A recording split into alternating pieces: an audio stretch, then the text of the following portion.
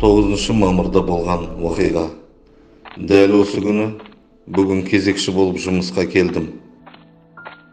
9 мамыр мен үшін шынымен бала кезімнен ерекше күн, нағыз мейрам, түпкі санада қалып қойған тамаша мереке. Менің туған ауылым Алтайдың бөктерінде, жай келгенімен көктемі, таңғы жайып табиғаты осы кезде бір жадырап, жайма шуақ бола бастайтын мезгіл. Біздің үймен көршілес, маңайымызда 5-6 үй кілең соғыс ардагерлері тұратын.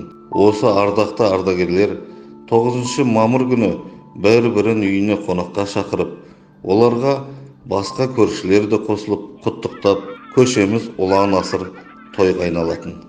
Иә, өмір-ай, лек-легімен өтіп жатқан.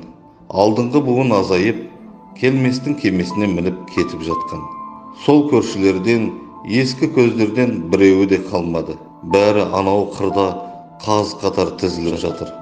Кезегімді қабылдап алып, жайғасып отыра беріп едім, телефон шырылдап қоя берді.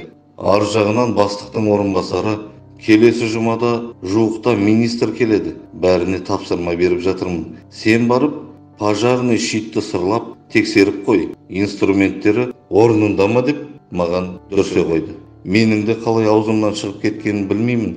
Жылдам, мен сырламаймын, басқалары сырласын дедім. Телефонның тұтқасын қоя салды. 10-15 минут өтер-өтпестен телефон тағы безектеп қоя берді. Бұл жолы бастықтың өзі екен. Бастық батыстан адай руы.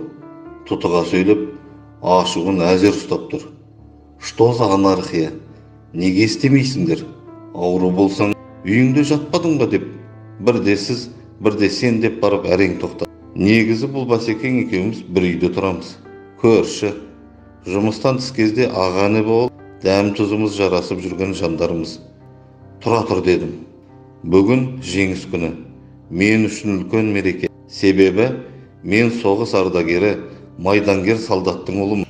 Енді дәл осы күні пленге түскен фашистке ұқсап, сенің пожарный щитіңді сырлап жүрсем, анау төбеден қарап тұрған әкем не дейді? Басқа күн жетпегендей қызықсыңдар дедім. Ар жағынан бастық, жарайды, істемей-ақ қой.